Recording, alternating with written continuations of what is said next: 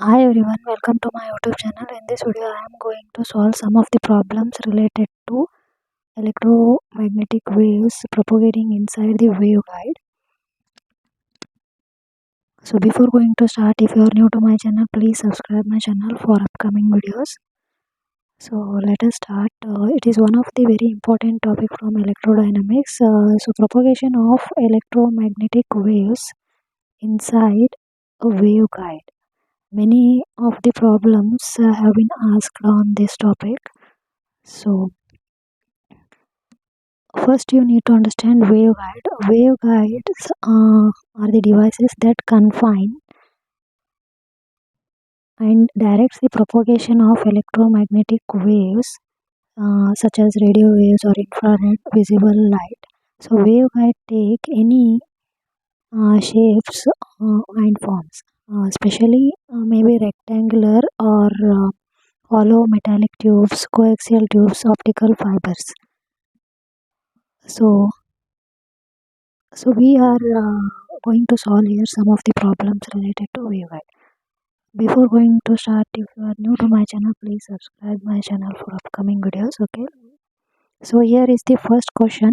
Consider a rectangular waveguide with the transverse dimension 2m into 1m, driven with an angular frequency omega is equal to 10 to the power 9 radian per second, which transverse electric mode will propagate in the waveguide. So here are the four options. So among these, which transverse electric mode are going to propagate inside the waveguide?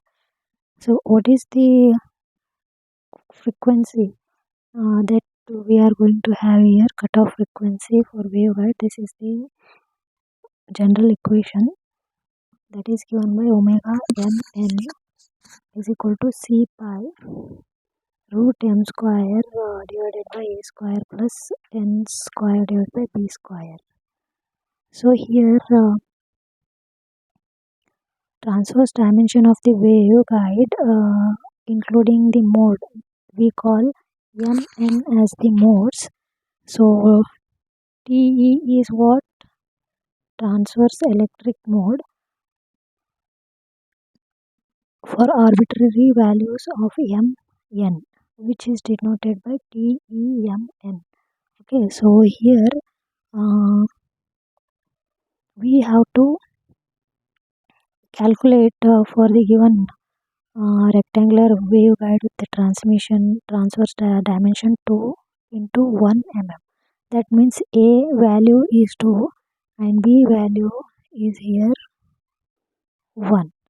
Okay, then mn values we can take here 0, 1 or 2. So first mode, if we take omega 1, 0, m equal to 1, n equal to 0. If we put these value of A and B, m and n in the cutoff frequency, so the for transverse mode omega 1, 0, we will get c pi divided by a. C is what? Speed of light, and pi value 3.14, a is equal to 2. Then the value for omega 10 is 4.71 into 10 to the power 8 radian per second. So omega 01, if we substitute, B value is what? Here 1. So divided by 1, 9.42 into 10 to the power 8 radian per second. So like that you have to calculate for omega 1 mode. Then after calculating, you come to know the values here. So maximum is for omega 1 mode, omega 2 that is 10.5. If you compare all these values, what is the angular frequency, driven frequency omega equal to 10 to the power 9 radian per second. So here this omega value, driven frequency, is greater than the modes of all these calculated values here. 10 to the power to the 10 to the power 8 we are getting the values here. The driven frequency is 10 to the power 9, which is greater than all these modes. But among all these calculated values, omega 100120 which is greater, this omega is greater than these three values. So we can say that here transverse electric 1001 and 20 modes can propagate inside the waveguide among these given options. So minimum frequency values that can propagate through the waveguide comparing to driven frequency. So like that you can solve the problems related to waveguide. So the next question, electromagnetic waves are propagating along a hollow metallic waveguide whose cross section is a square of W. So here we have a cross section A into B, that is 2 into 1 meter. Here a square of side W. The minimum frequency of the electromagnetic wave is. So what is the general formula? That is cutoff frequency omega is equal to C into root of pi m divided by A square pi n divided by B square. For square cross section, as they have given here, AB is equal to W. Therefore, the minimum frequency omega, if we substitute A and B value, we will get here W and M n values can take, it is a square of side W. So M n minimum frequency, that is for omega 1 mode, pi divided by omega square, root of that. So here pi C into W. C you can take here common. So this is option C is correct here. Next question, a plane electromagnetic wave traveling in free space incident normal on a glass plate of refractive index 2. If there is no absorption by the glass, its reflectivity is. So we know that the reflectivity for the normal incidence is given by transmittance and reflection formulas, as we know. So here reflectivity they have asked. So n1 minus n2 divided by n1 plus n2 to the power whole square for the refractive index of a two medium. So 1 is the refractive index of air or medium and 1.5 for the given glass. So if we substitute these values and calculate, we will have the ratio, that is 1 divided by 5 square. So 1 divided by 25 is how much? 0.04, nothing but 4%. So the reflectivity will be of about 4% here. Next question. A beam of unpolarized light in a medium with dielectric constant epsilon 1 is reflected from a plane interface formed with another medium of dielectric constant epsilon 2, that is 3 times of epsilon 1. The two media have identical magnetic permeability. If the angle of incidence is 60 degree, then the reflected light among all these four options, which is correct here, we have to identify. Is plane polarized perpendicular to the plane of incidence? Is plane polarized parallel to the plane of incidence? Is circularly polarized? Has the same polarization as the incident light? So first we should consider here the given condition. So a beam of unpolarized light is a medium 1 epsilon 1 is going to be incident on the surface and it is reflected back plane interface with another medium of dielectric constant epsilon 2, and it is reflected back in the same medium. So angle of incidence is here what? Brevester's angle. We need to calculate here. TB is equal to, that is given by tan inverse of n2 by n1. So refractive index of two medium they have given. So epsilon 2 is what? 3 times epsilon 1. If we take the ratio, we will have tan inverse of root 3, nothing but, which is equal to 60 degree. So here Brevester's angle is what? 60 degree. Hence the reflected light is plane polarized perpendicular to the plane of incidence. So option A is correct here.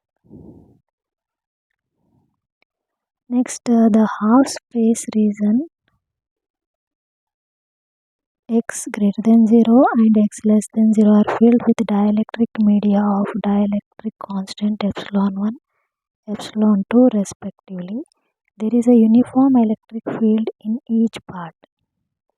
In the right half, the electric field makes an angle theta 1, okay, here theta 1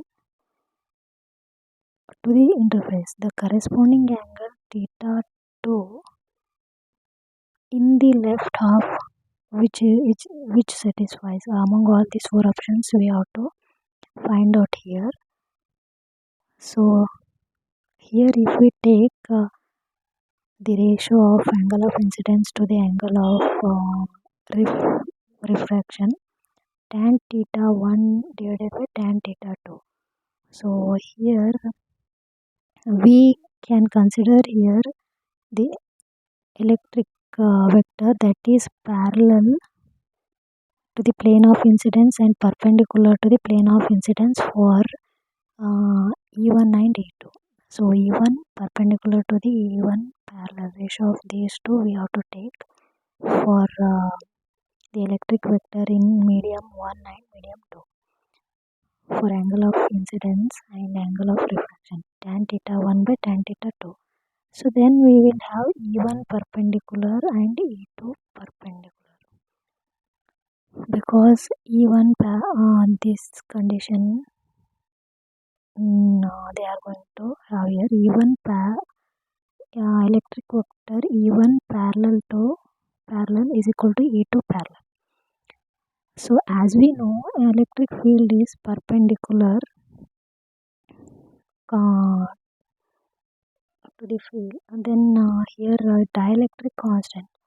In terms of dielectric constant, if we write d1 perpendicular is equal to d2 perpendicular, that is epsilon 1 E1 is equal to E2 epsilon 2. Then we will get the ratio in terms of epsilon 2 by epsilon 1. If we substitute in this equation, so we are going to have epsilon 1 tan theta 1 is equal to epsilon 2 tan theta 2. So here option C is correct.